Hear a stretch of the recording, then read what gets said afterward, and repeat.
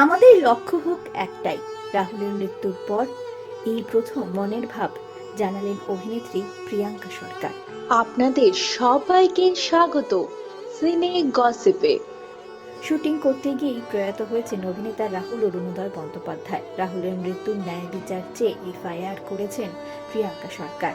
7ই April টলিপাড়ার একদিনের জন্য কর্মবিরতিও হয়েছে, সেদিনকে উপস্থিত ছিলেন প্রিয়াঙ্কা। তবে মিডিয়ার কাছে কিছু বলেননি এতদিন অভিনেত্রী। এবার সামাজিক মাধ্যমে লিখলেন প্রিয়াঙ্কা সরকার।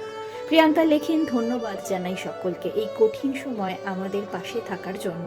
গত 7 তারিখে গোটা চলচ্চিত্র পরিবার যেন এক সুরে বাঁধল, নিজেদের একই ভাবনা, একই চিন্তা ও অফুরন্ত ভালোবাসায়।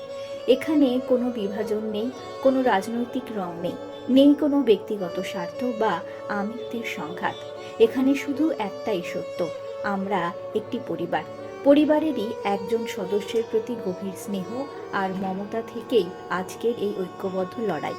রাহুলকে কেউ অভিনেতা হিসেবে ভালোবেসেছেন, কেউ চিনেছেন অরুণোদয় হিসেবে, আবার কেউ বা ভালোবেসেছেন লেখক রাহুল অরুণোদয় বন্দ্যোপাধ্যায়কে।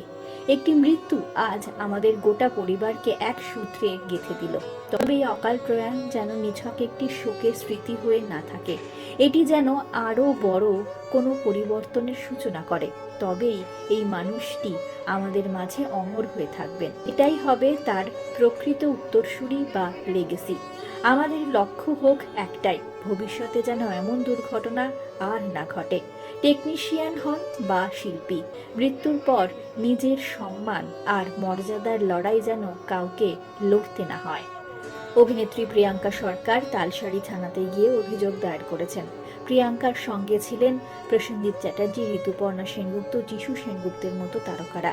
প্রিয়াঙ্কা এবার কাজে ফিরুক, সেটাই চান তার প্রিয়জনেরা। আমরা হলাম সিনে গসিপ। জুড়ে থাকুন আমাদের সঙ্গে, সাবস্ক্রাইব করুন আমাদের এই ইউটিউব চ্যানেলটি।